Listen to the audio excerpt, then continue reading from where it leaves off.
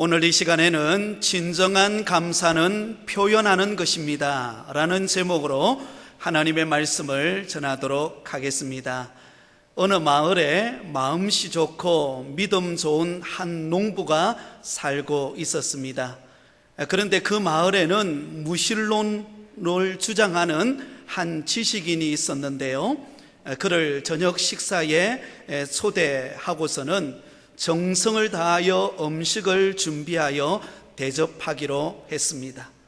그래서 음식을 만들어 놓고 이제 먹으려고 하는 순간에 먼저 이 농부가 하나님 앞에 감사의 기도를 드리고 음식을 먹자라고 제안을 했습니다. 그러자 그 지식인은 농부애가 제언한 그 감사 기도를 거부하면서 이렇게 말하는 것입니다. 선생님, 그것은 18세기 사람들이나 하는 낡은 관습과 유물 아닙니까? 이제 그런 종교 행위는 버리는 것이 어떻습니까? 이렇게 말을 하는 것입니다. 그 말을 들은 농부가 조용히 혼자서 하나님 앞에 감사의 기도를 드리고 난 다음에 그에게 이렇게 말했습니다.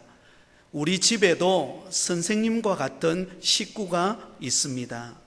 그 말을 들은 이 지식인은 자기와 같은 식구가 있다고 하니까 굉장히 기뻤습니다. 그래서 이렇게 묻습니다. 그가 누구인가요? 혹시 대학 다니는 자제분인가요? 그러자 그 농부가 그 지식인을 향하여서 이렇게 대답을 했다고 합니다. 아니요, 우리 집에서 기르는 돼지들이랍니다 라고 대답을 했다고 합니다. 여러분, 진정으로 하나님께 감사할 줄 모르는 이 지식인을 그저 먹는 데만 급급한 돼지들에다가 비유를 한 것입니다.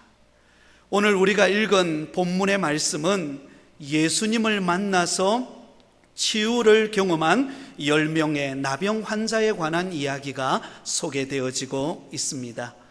예수님께서 예루살렘으로 가시고자 하실 때에 사마리아와 갈릴리 사이를 지나면서 한 마을에 들르게 되었습니다. 그런데 그곳에서 무슨 일이 발생합니까? 나병에 걸린 10명의 환자가 예수님을 보고는 멀리 서서 이렇게 소리치며 외치는 것입니다. 예수 선생님이여, 우리를 불쌍히 여기소서. 나병에 걸린 그 10명의 사람들은 예수님에게 호소했습니다. 예수님, 우리를 불쌍히 여기셔서 우리를 고쳐달라는 외침이었습니다. 그러자 예수님께서 그들을 향하여 이렇게 말씀합니다. 가서 제사장에게 너희 몸을 보이라. 여러분, 그 당시에 나병 환자들이 제사장에게 가서 자기 몸을 보인다라는 것은 고침받았다라는 것을 의미합니다. 그래서 예수님이 그들에게 제사장에게 가서 너희 몸을 보이면 너희들이 고침을 받게 될 것이다 라는 것이었죠. 그래서 놀랍게도 그들은 그 말씀을 듣고 길을 가다가 그들 모두가 깨끗함을 받게 되었습니다. 얼마나 기뻤을까요? 얼마나 흥분이 되었을까요? 일평생 동안 나병으로 인하여 고통받던 그들이 고침을 받았으니 얼마나 감격스러웠겠습니까? 그런데 그들 중에서 한 사람만이 자신이 고침받은 것에 대하여 기뻐하고 감사하고 예수님에게로 달려오면서 하나님께 영광을 돌리고 예수님에게 엎드려서 감사하는 마음을 표현하고 있는 것을 볼 수가 있습니다. 다른 사람이 아닌 그는 바로 사마리아 사람이었습니다. 그 당시 사마리아 사람은 유대인들로부터 가장 멸시를 받는 대상이었습니다. 그러자 예수님께서 그를 향하여 이렇게 말씀합니다. 10사람이 다 깨끗함을 받지 아니하였느냐? 그 9은 어디 있느냐? 고침받은 사람 10명이 고침받았지만 9명은 예수님에게 감사함으로 나오지 않았고 오직 사마리아 사람 한 사람만이 예수님에게로 나와서 하나님께 영광을 돌리고 감사를 표현했던 것을 볼 수가 있습니다. 그러자 예수님께서 자신에게 감사를 표현하는 그 사마리아 사람을 향하여 이렇게 말씀합니다. 일어나 가라, 내 믿음이 너를 구원하였느니라. 할렐루야. 여러분, 예수님께 나와서 감사를 표현했던 그 사마리아 사람은 육신의 질병만 고침받은 것이 아니라 그의 믿음으로 말미암아 그의 영혼이 구원받는 은혜를 입게 되었던 것을 볼 수가 있습니다. 사랑하는 여러분, 받은 은혜에 감사를 표현할 때 주어지는 진정한 복이 무엇인가를 오늘 우리에게 말씀해 주고 있습니다. 그러므로 오늘 이 시간에 이 고침받았던 10명 가운데 한 사람, 이 사마리아 사람이 예수님에게 와서 감사를 표현할 수 있었던 이유가 무엇인가를 함께 살펴보면서 오늘 예배드리는 저와 여러분이 언제나 하나님 앞에 감사를 표현하는 성도가 되시기를 예수님의 이름으로 축원드립니다.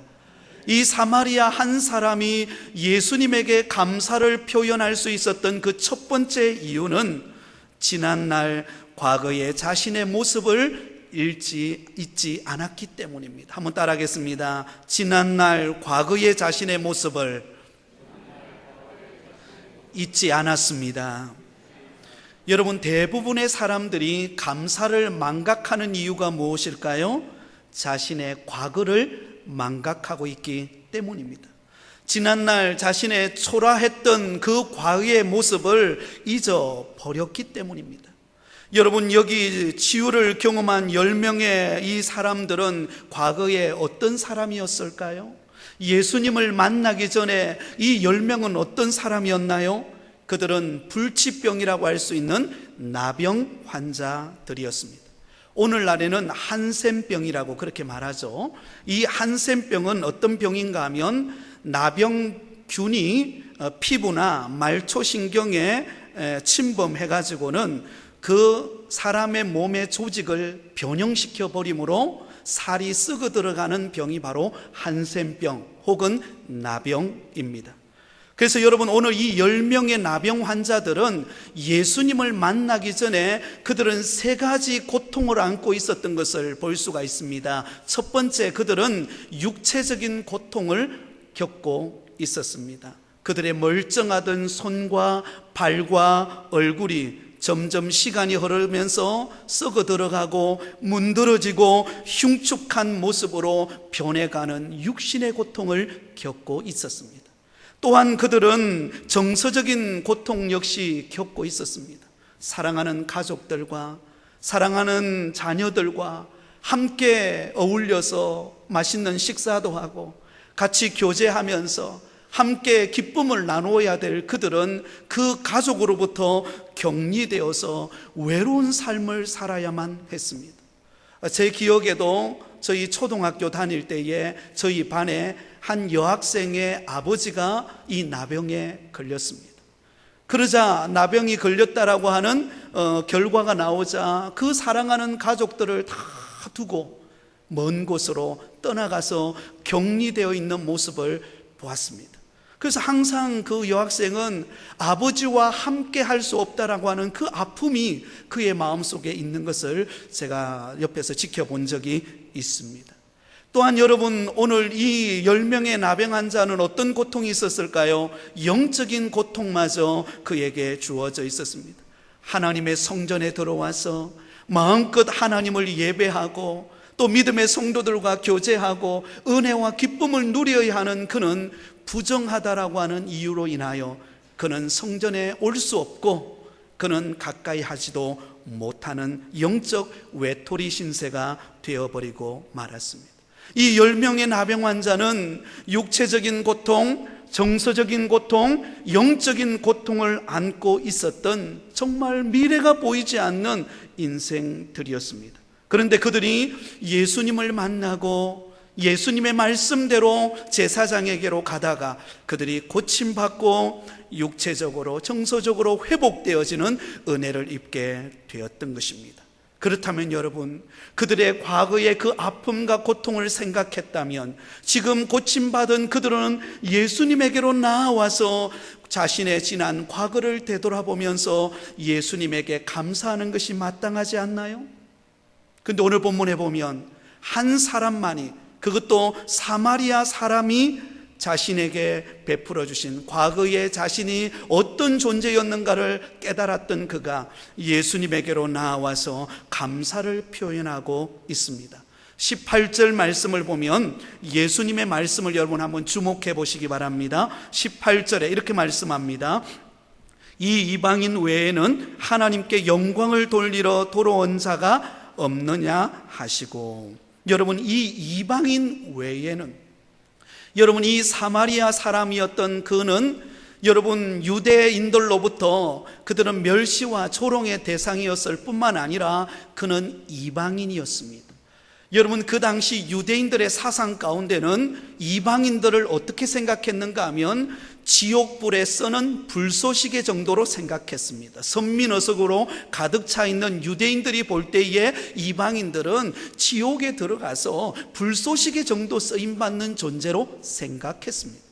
그러니 사마리아 사람이었던 그가 육체의 질병, 나병으로 인하여 고통당할 뿐만 아니라 그는 이방인으로서 유대인들의 항상 눈총을 받으면서 마치 나 자신이 지옥의 불쏘시개 정도밖에 되지 않는 존재인 것처럼 느껴지면서 열등감과 수모와 고통과 외로움을 겪으며 인생을 살아가던 과거의 삶이 바로 그의 삶이었다는 것입니다. 그런데 그가 과거의 자신이 어떤 존재인가를 깨닫고 지금 고침받은 것에 대하여 감사하며 주님 앞에 나와서 감사를 표현하고 있다라고 하는 사실입니다.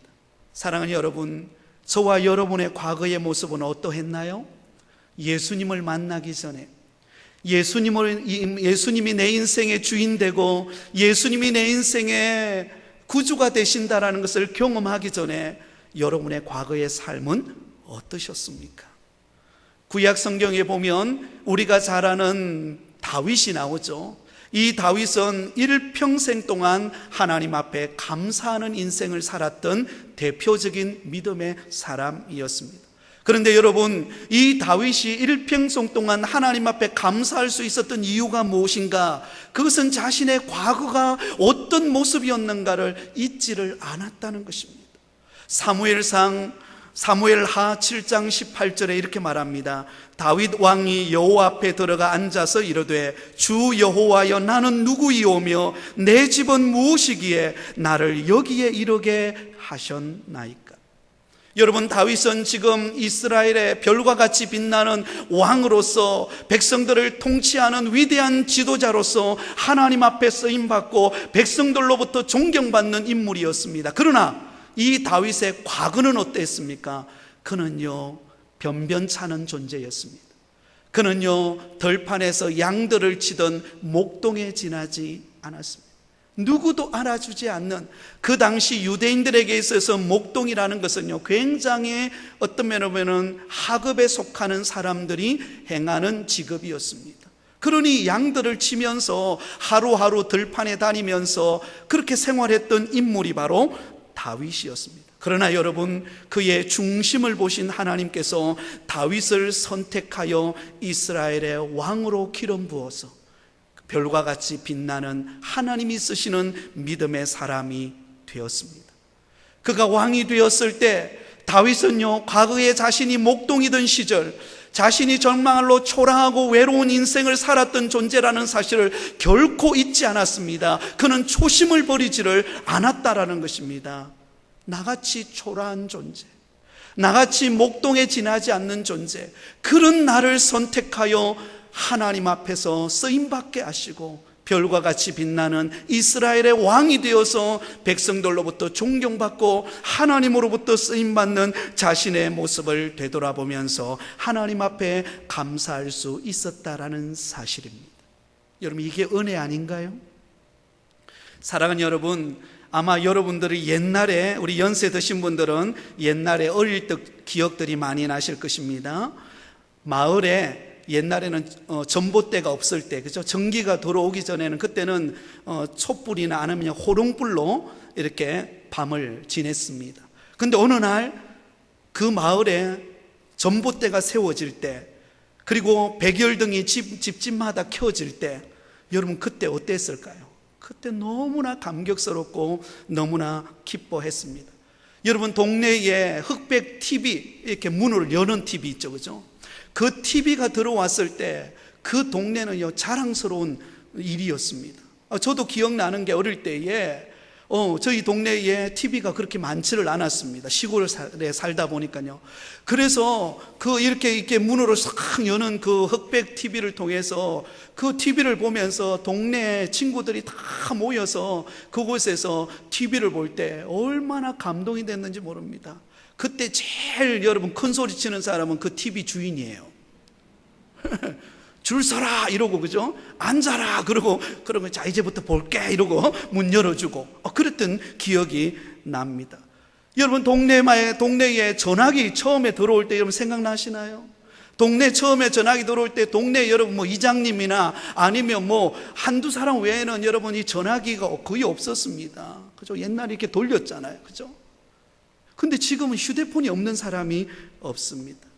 연탄 한 장이 귀했고요, 쌀 한 대가 귀했고, 정육점에 가서 고기 기름 하나 걷어오는 거 귀했습니다. 여러분 지난날 우리의 과거 되돌아보시면 과거에는 우리는 너무나 초라한 인생이었고 너무나 부족하고 허물이 많은 인생이었습니다. 그럼에도 불구하고 하나님은 저와 여러분을 선택하여 하나님의 자녀 삼아주시고 오늘 이만하게 믿음 안에 살아가게 하신 것이 하나님의 은혜 아닌가요?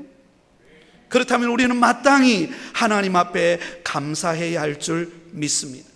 그럼에도 불구하고 여러분 우리의 입술에는 얼마나 불평과 원망이 많아졌는지 모릅니다. 이래서 못 살겠다, 저래서 죽겠다, 온갖 죽는다는 소리로 우리에게 가득 차 있는 우리의 모습을 발견하게 됩니다. 사도 바울은 우리에게 보다 근본적이고 영적인 과거를 잊지 말 것을, 생각할 것을 이렇게 말합니다. 에베소서 2장 11절 12절에 그러므로 생각하라. 너희는 그때에 육체로는 이방인이요 손으로는 육체에 행할 할례를 받은 무리가 칭하는 자들로부터 할례를 받지 않는 무리라 칭함을 받는 자들이라. 그때에 너희는 그리스도 밖에 있었고 이스라엘 나라 밖의 사람이라. 약속의 언약들에 대하여는 외인이요 세상에서 소망이 없고 하나님도 없는 자이더라. 과거에 우리의 모습이 어떠했다라고 말씀합니까? 과거에 우리는 이방인들이었다라는 사실입니다. 그리스도 밖에 있었고 세상에서 소망이 없던 자였고 하나님을 알지 못했던 삶을 살던 존재였다는 것입니다. 결국은 우리는 지옥 형벌로 갈 수밖에 없던 존재였다라는 것이죠. 그런데 하나님이 그런 우리를 선택하여 구원해 주신 그 은혜, 지난 날을 되돌아보면은요 하나님 앞에 감사할 것밖에 없고 눈물 흘리지 않을 수밖에 없는 저와 여러분들인 줄 믿습니다. 그러므로 지난 나의 삶을 되돌아보며 하나님 앞에 감사를 표현할 줄 아는 믿음의 성도가 되시기를 예수님의 이름으로 축원드립니다. 두 번째로 이 사마리아 사람이 하나님 앞에 감사할 수 있었던 이유는 현재 받은 은혜와 감격을 붙잡았기 때문입니다. 한번 따라하겠습니다. 현재 받은 은혜와 감격을 붙잡자. 사랑하는 여러분, 하나님은 날마다 저와 여러분에게 은혜를 베풀어 주시는을 믿으시기 바랍니다. 그래서 날마다 나에게 베풀어 주시는 그 은혜를 붙잡고 그 감격을 붙잡을 때 우리는 하나님 앞에 감사할 수가 있습니다.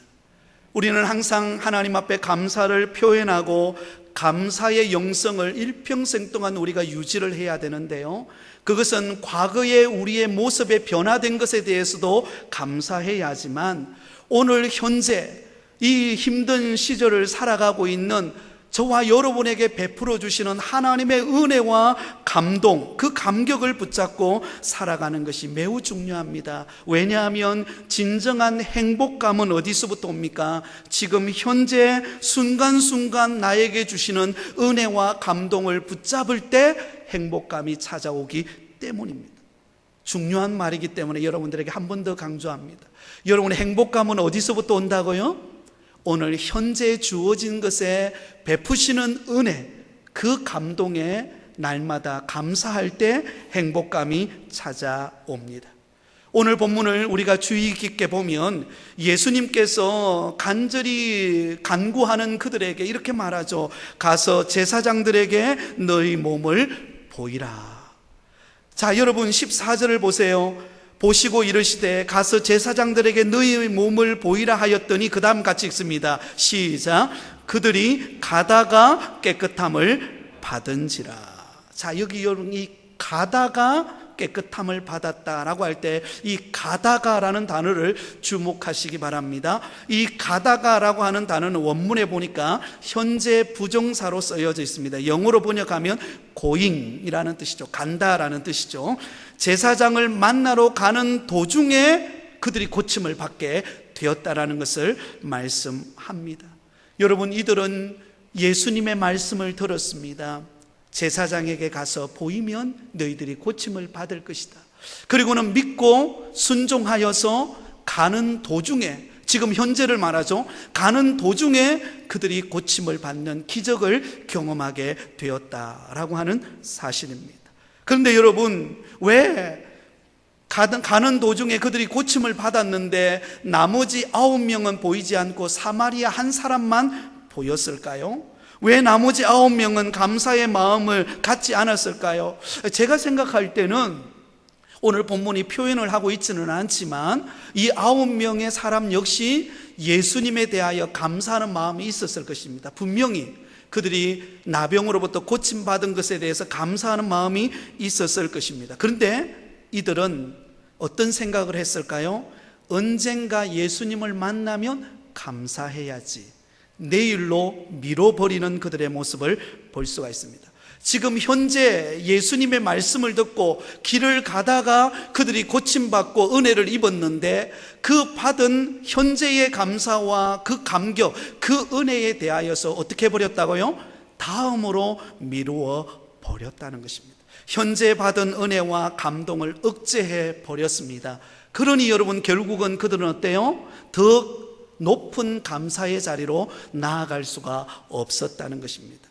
그래서 여러분, 그들이 뒤로 미루는 순간 오늘 본문도 기록하고 있지 않지만 사복음서를 읽어보면 어느 곳에서도 이들이 다시 와서 예수님에게 감사했다라는 표현이 전혀 없습니다.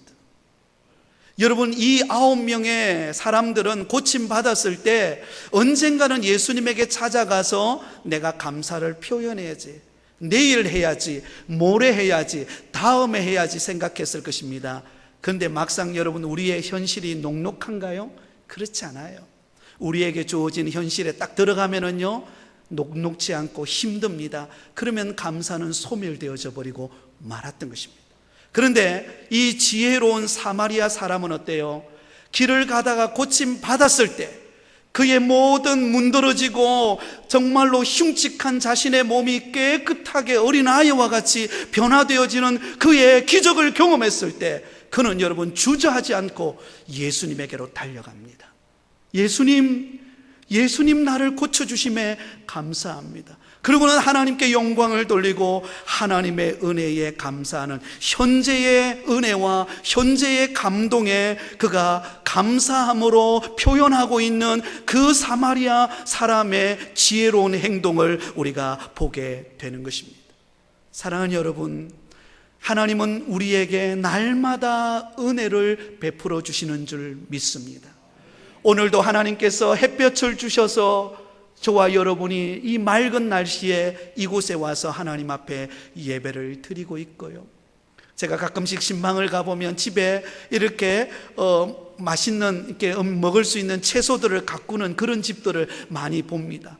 그 채소가 자라고 또 그 채소를 뜯어서 우리가 맛있는 식탁을 만들 수 있는 것도 하나님이 현재 우리에게 주시는 은혜입니다. 여러분, 날마다 생각해 보세요. 하나님께서 우리에게 은혜를 거두어 가버린다면 우리가 오늘을 기뻐할 수 있을까요? 오늘을 살아갈 수 있는 힘과 용기가 날 수 있을까요? 그렇지 않습니다. 날마다 하나님은 저와 여러분에게 때를 따라 은혜를 베풀어 주시고 계심을 믿으시기 바랍니다.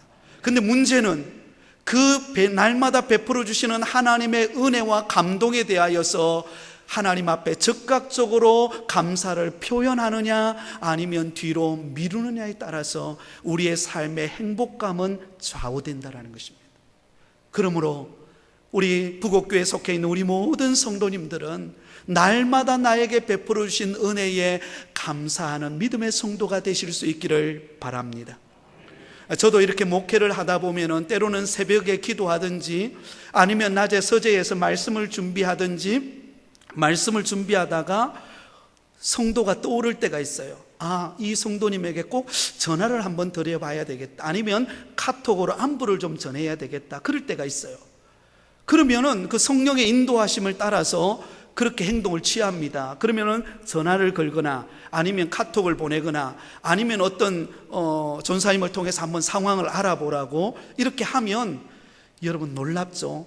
그때 성령께서 반응하게 하시는 그 인도하심을 따라 순종하면은요 기가 막히는 역사가 일어납니다. 전화를 딱 했는데요 그냥 울어버려요. 제가 아무 말도 하지도 않았어요.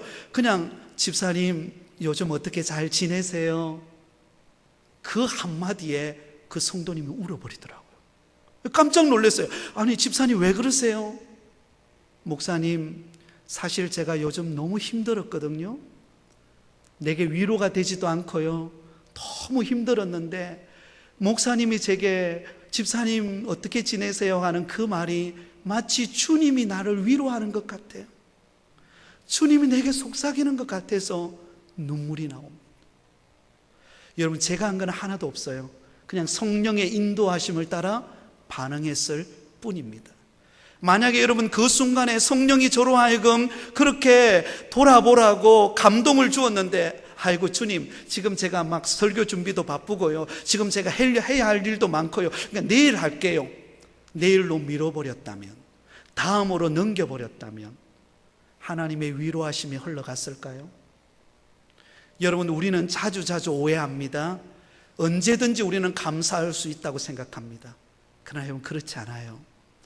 우리에게 하나님은 은혜 주실 때, 오늘 이 자리에 나와서 예배할 수 있을 때 그때마다 주시는 하나님의 은혜에 기쁨으로 반응하면서 감사를 표현하시기 바랍니다. 그러면 하나님은 더 큰 감사를 할 수 있는 은혜와 축복의 문을 열어주실 줄 믿습니다. 미루는 습관을 내려놓으십시오. 감사는 미루는 게 아닙니다. 여러분, 그래서 여러분 많은 사람들이 임종을 앞두고 하는 말이 있다고 합니다. 많은 사람들이 임종을 앞두고 후회하는 것이 있다 그래요. 그게 뭐냐면 가장 제일 많이 후회하는 것이 내가 그때 그것을 할 걸, 껄껄한데요. 껄껄. 내가 그때 그것을 할 걸, 그때 내가 그 성도님을 돌아볼 걸, 그때 내가 헌신할 걸, 그때 내가 충성할 걸. 근데 지나고 보니까요 이제 주님이 부르는 날이에요. 사랑하는 여러분, 우리의 인생은 안개와 같은 인생입니다. 우리가 내일 일을 알 수 있나요? 모레 일을 알 수 있나요? 우리는 오늘 하루하루를 살아가는 것입니다. 오늘 하루하루를 최선을 다할 때 내일이 우리에게 은혜로 다가올 것입니다. 오늘 하나님이 베풀어 주신 은혜에 감사할 때 내일 주어지는 축복이 우리에게 큰 줄 믿으시기를 바랍니다. 여러분, 그러므로 오늘 현재를, 여러분 이 시간을 그냥 허비하지 않기를 바랍니다. 오늘 내게 주어진 이 시간에 주의 사랑과 감사로 풍성해지시기 바랍니다. 오늘 여러분 옆에 앉아있는 성도를 만난 것은요 여러분들에게 있어서 최고의 감격의 순간인 것입니다. 할렐루야. 옆 사람에게 한번 인사하겠습니다. 제 옆에 앉아주셔서 감사합니다. 네, 여러분 감사는 뭐 하는 거라고요? 표현하는 것이랬잖아요. 감사를 표현하세요. 오늘 주어진 은혜에 감사를 표현하면 하나님께서 우리 마음에 하늘로부터 내려주시는 위로와 풍성한 은혜가 더하여질 줄 믿습니다. 이제 마지막 세 번째입니다. 오늘 본문에 나오는 이 사마리아 사람이 예수님에게로 나와서 감사를 표현할 수 있었던 세 번째 이유는 미래에 펼쳐질 삶을 기대하고 있었기 때문입니다. 한번 따라하겠습니다. 미래에 펼쳐질 삶을 기대하라. 여러분, 우리의 미래에 펼쳐질 삶에 대하여 기대할 때 우리는 감사할 수가 있습니다. 우리의 인생의 길은 아직 끝나지 않았습니다. 우리가 아직 가야 할 길이 있습니다. 주님이 부르시는 그날까지 우리는 이 땅에 살게 될 것입니다. 여러분 가운데 육신의 아픔을 가지고 계신 분이 있습니까? 여러분, 우리의 인생은 아직 끝나지 않았습니다. 앞으로 하나님은 어떤 기적을 통하여 나를 회복시키고 고치실지 모릅니다. 그거 믿으시기 바랍니다. 여러분, 히스기야 왕도 선지자를 통하여 이제는 인생이 끝났다고 했을 때에 히스기야 왕은 자기 인생을 포기하지 않았습니다.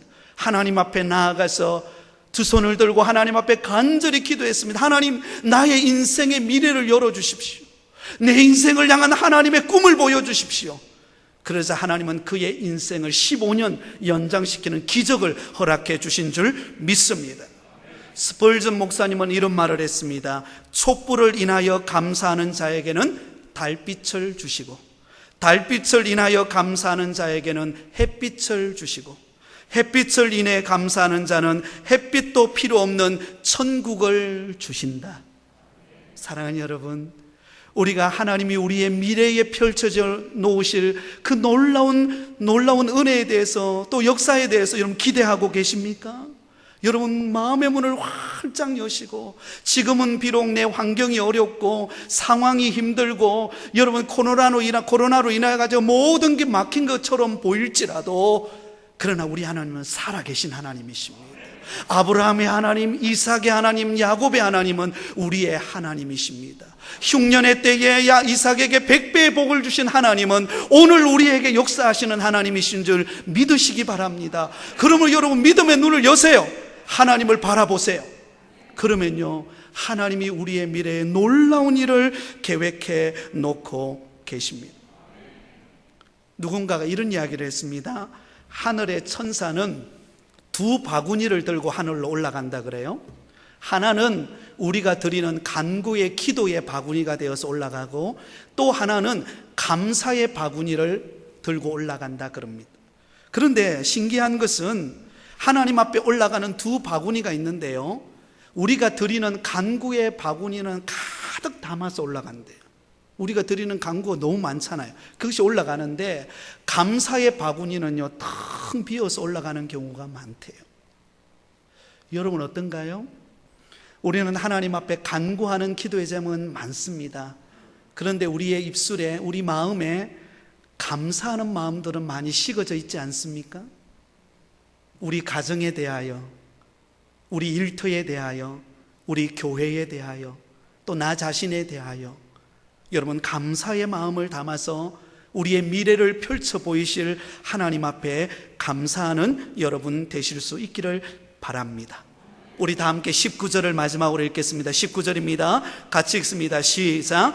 그에게 이르시되 일어나 가라, 내 믿음이 너를 구원하였느니라 하시더라. 할렐루야.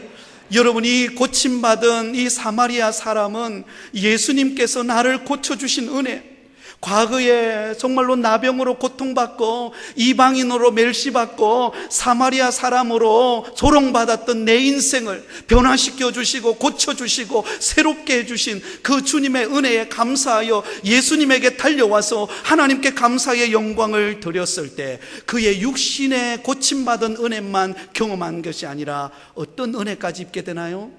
그의 영혼까지 구원받는 역사가 일어납니다. 할렐루야.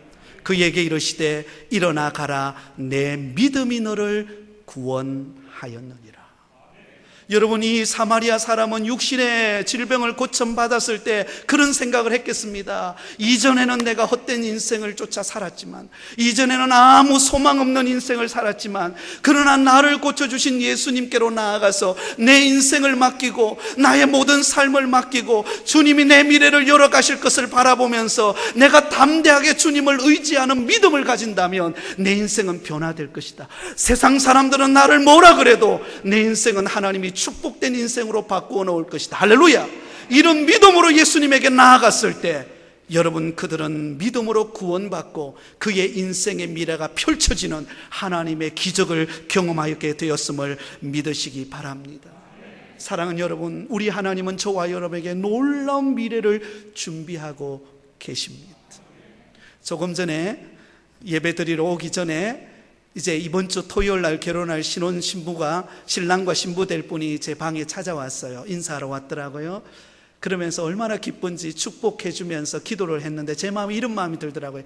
야, 참 이렇게 아름다운 가정을 이루는 이 부부에게 하나님께서 너무나 놀라운 축복의 미래를 준비하고 계시는구나. 할렐루야.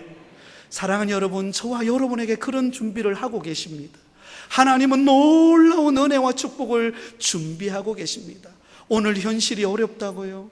오늘 현실이 너무 나를 짓누른다고? 예, 그럴 수 있습니다. 그렇습니다. 실제로 우리는 힘든 삶을 하루하루 살아가고 있습니다. 그러나 그럼에도 불구하고 우리 하나님을 신뢰하고 믿음으로 나아가시면 하나님은 우리의 미래에 상상할 수 없는 복을 예비하고 계실 줄 믿습니다.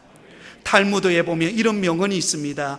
감사를 모르는 자를 벌하는 법을 하나님께서 만들지 아니한 것은 감사할 줄 모르는 자를 이미 불행으로 벌하셨기 때문이다. 여러분, 하나님은 이 불행이라는 것을 감사하지 않는 자에게는 벌하지 않습니다. 그런데요, 감사하지 않는 그 자체가 뭐라고요? 불행이라는 것입니다. 그렇다면 왜 우리는 그 불행의 길을 걸어가야 합니까? 하나님 앞에 감사를 표현하면, 하나님께 날마다 감사하고 받은 은혜에 감사하고 헌신하면 하나님께서 우리에게 더 놀라운 미래를 펼쳐주실 것인데, 그 감사를 붙잡는 저와 여러분 되실 수 있기를 바랍니다. 먼저는 하나님께 감사하는 여러분 되시기 바랍니다. 다음 주일은 맥주 감사주일입니다. 2020년도 상반기 동안 하나님이 우리 가정에게, 우리 일터에, 우리 교회에 허락하신 은혜에 감사하는 날이 되기를 바랍니다. 또한 여러분의 가족에게 감사하시기 바랍니다. 여러분 성도들에게 감사하시고 이웃에게 감사를 표현함으로 말미암아 하나님께서 더 많은 감사의 열매를 저와 여러분에게 맺게 해주시는 것으로 인하여서 참된 행복을 누리며 살아가는 여러분 되시기 바랍니다. 진정한 감사는 표현하는 데 있습니다.